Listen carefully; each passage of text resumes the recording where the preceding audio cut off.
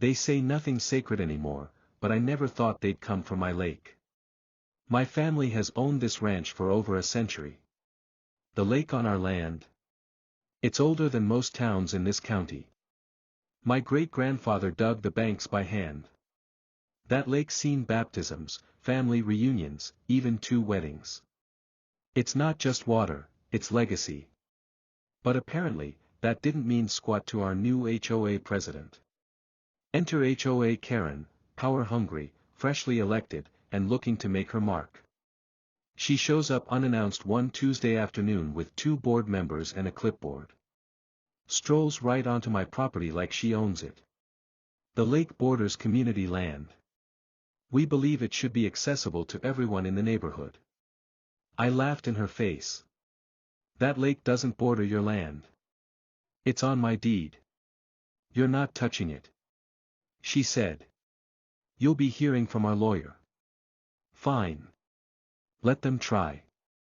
But I didn't expect what came next. 3 days later, I'm walking down to feed the horses, and I see a pickup truck parked right at the edge of the lake. Karen and one of her cronies are unloading a boat ramp, like they're installing it. I shouted, "Get off my land!" Karen turned around. She didn't shout back. She reached into her bag, and pulled out a small pistol. I froze. Not because I was scared of her aim, but because I couldn't believe what I was seeing. "You're trespassing on shared resources," she said. "You're threatening community access." I kept my hands where she could see them.